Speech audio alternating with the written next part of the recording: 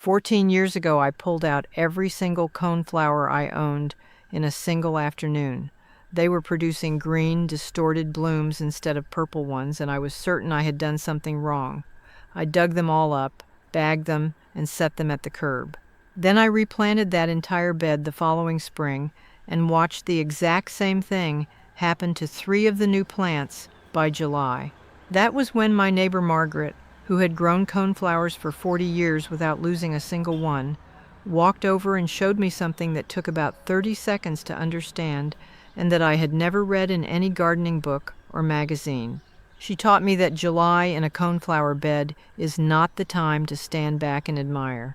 July is the month your coneflowers are quietly making decisions. They are making decisions about whether they will bloom straight through September or fade by mid-August and leave a hole in your border, about whether they will carry disease into next season or come back clean, about whether your garden looks extraordinary through Labor Day or leaves you staring at a gap you cannot fix. Here is the truth about coneflowers. Every one of those decisions is yours to influence, and almost all of the influence happens inside 30 minutes a day walking your own garden. Today I am giving you the 7 things to do or stop doing before July ends, and I have saved something for the end of this video. The one morning walk that saved my entire coneflower bed. That story is worth staying for. If you are new here, welcome to the Gardening Grandma. Hit that subscribe button right now so you never miss a video. I post every single week with honest, practical gardening advice. No products to sell you, no fluff, just real knowledge from someone who has made every one of these mistakes herself. Now, let us talk about July. Task 1. Deadhead in the right place, not just at the right time. Most gardeners who grow coneflowers know spent blooms should come off. Far fewer know where to make the cut. Here is what most gardeners never discover until the damage is already done. Snipping just beneath the old cone leaves a headless stem, doing absolutely nothing. No bud, no branch, no future flower. The plant still spends its energy maintaining that stem while it slowly browns. The better technique costs 5 extra seconds per bloom. Follow the spent stem downward with your eyes until you find the next lateral bud, a small swelling or a tiny developing flower tucked into the joint where a leaf meets the stem. Cut just above that point. You have redirected the plant's energy into a flower that was already waiting in the wings. Give it 2 weeks and the difference is visible from across the yard. And as July rolls along, deliberately leave the largest, strongest, best-formed cone standing on each mature plant. Those seed heads become a natural bird feeder, running from October through February. Goldfinches will hang upside down off those cones all winter, pulling seeds out one at a time. My rule now is simple. Remove the early faded blooms to push more flowers, and let the champion head on each plant stand for the birds.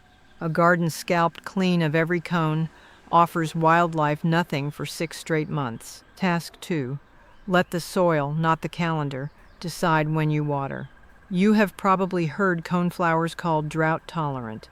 That is true, and it is misleading at the same time because it only applies to established plants, ones in the ground at least a full year. Here is what most gardeners never discover until the damage is already done. An established coneflower carries a root system reaching far below the surface, tapping moisture deep underground that a dusty surface gives no hint of. Before watering a mature plant, push a long screwdriver 6 to 8 inches down into the soil. Cool and moist at depth, walk away. That plant needs nothing no matter how parched the surface appears. Dry all the way down, then water deeply and slowly, a long gentle soak, and leave it alone until that deep layer dries again. A first-season coneflower plays by entirely different rules. Its roots are still confined to the original root ball from the nursery pot, and in July, heat that small block of soil can dry out in 48 hours. A new planting may need water every 2 to 3 days. Never assume that because the 5-year-old clumps in the same bed look fine, the one you planted in June is equally fine. They are living in 2 different worlds. My rule now is simple. Water at the soil surface, never overhead. Wet leaves in warm summer nights is the exact recipe for every fungal problem we are about to cover. Task 3. Inspect every strange flower the moment you notice it. This is the most important task in this entire video. Everything else affects how well your coneflowers perform this season. This one determines whether your planting survives into next season at all. The thread is called aster yellows. It is carried plant to plant by tiny insects called aster leafhoppers, which feed on infected weeds along roadsides, then hop into your garden and inject the pathogen directly into your coneflowers as they feed. Here is what most gardeners never discover until the damage is already done. Once a plant is infected, the pathogen travels through the entire vascular system, roots, crown, every stem, every leaf, and no cure exists. No spray, no drench, no home remedy, nothing reverses it. Here is what to watch for. A coneflower that should be purple or orange or white suddenly pushes out flowers that are green. The cone may be flattened or distorted, sometimes sprouting bizarre secondary flowers directly out of the main cone in a brushy, broom-like cluster.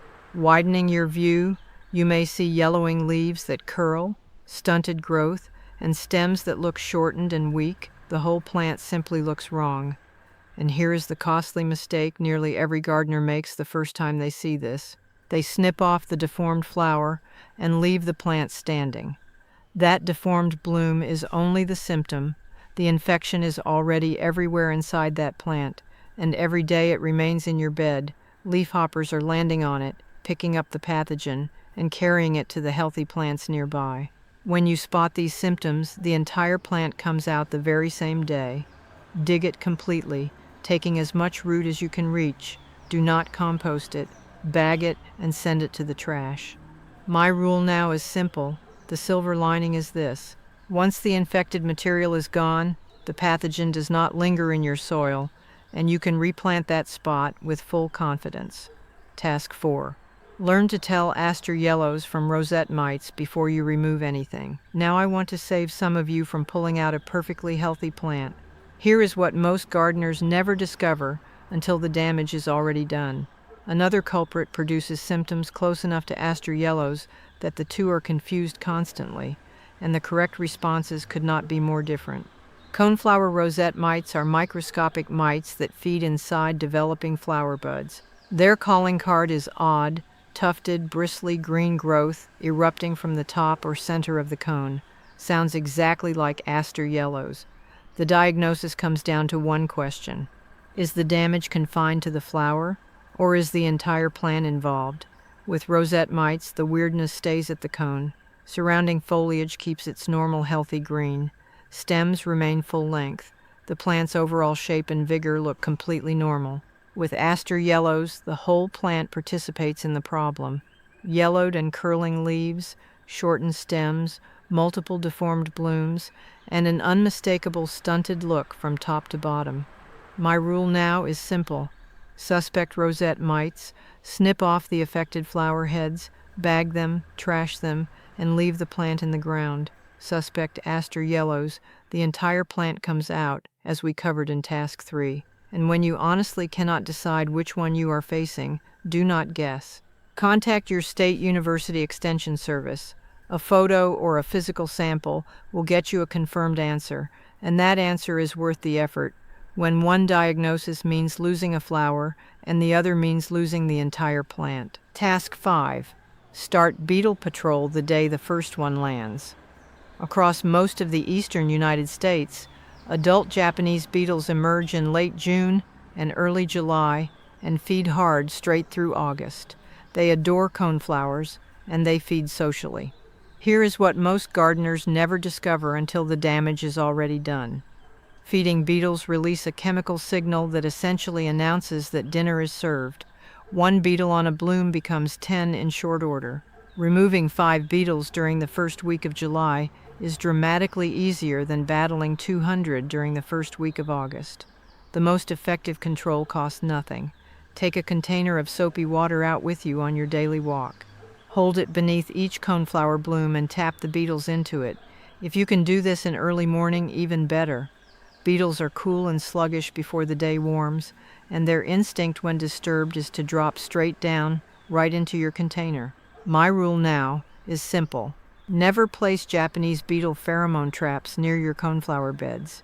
University research has shown those traps lure in more beetles from the surrounding neighborhood than they actually capture, which means a trap beside your garden is running a beetle recruitment drive on your behalf.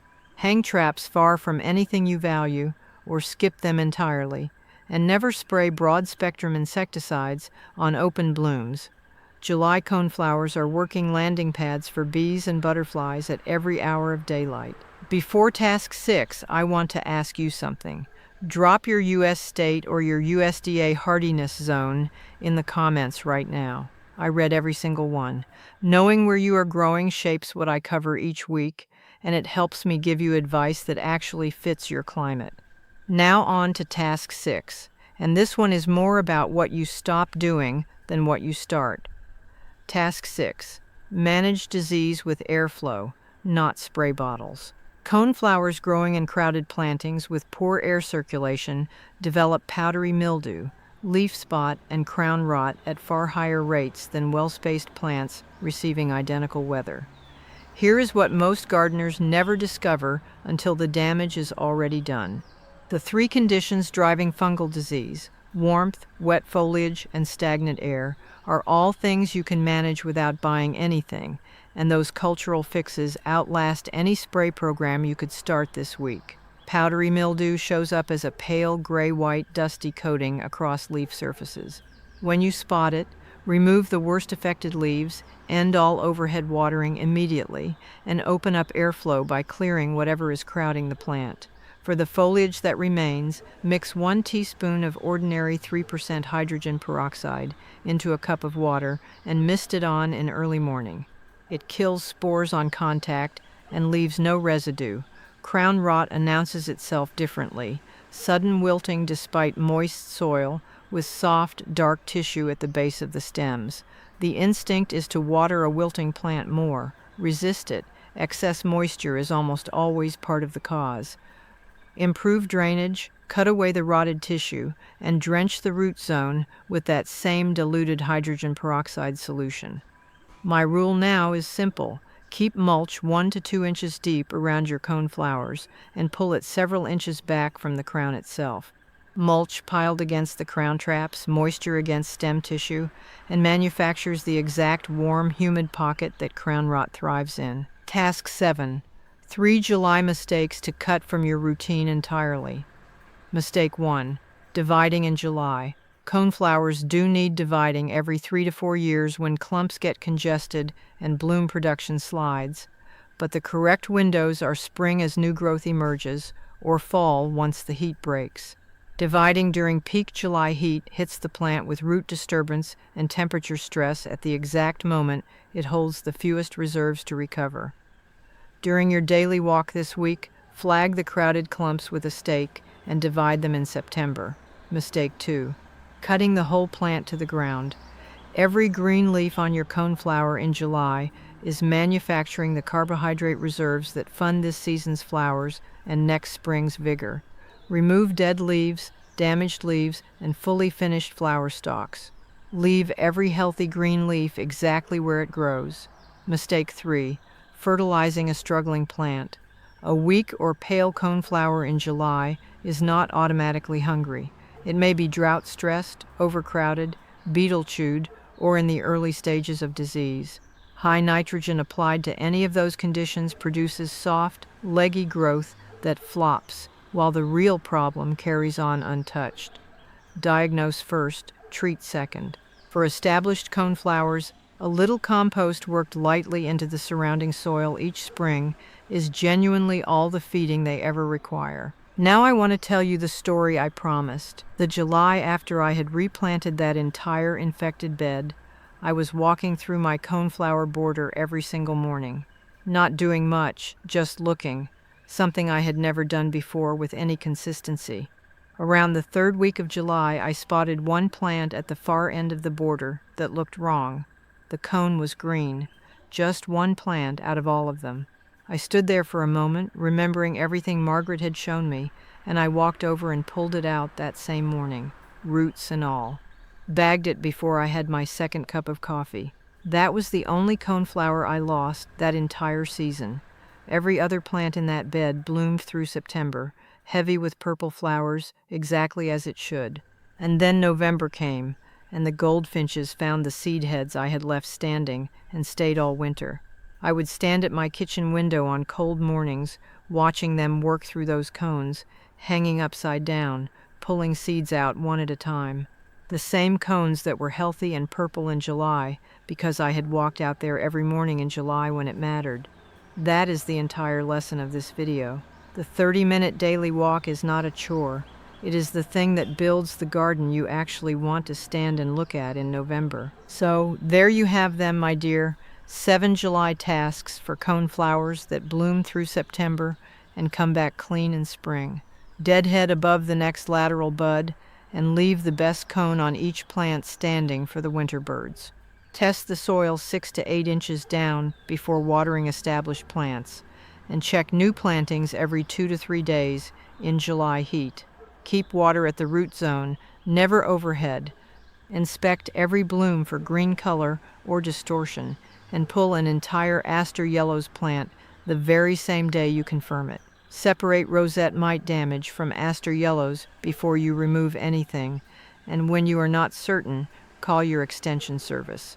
Hand-pick Japanese beetles into soapy water in the early morning, and keep pheromone traps away from your beds. Fight fungal disease with airflow and diluted hydrogen peroxide, never chemicals on open blooms. No dividing in July, no cutting healthy green growth to the ground, and no fertilizing a struggling plant before you know what is actually wrong with it. Now I want to hear from you. What do your coneflowers look like at this very moment? And which one of these 7 tasks are you heading out to do today? Drop your state or your zone in the comments and tell me. I read every single one, and your answers shape what I cover next. If this video helped you, share it with one person who grows coneflowers. It costs you nothing, and it might save their entire bed this season. If you are not subscribed yet, now is the time. I post every single week with this kind of honest, specific gardening advice.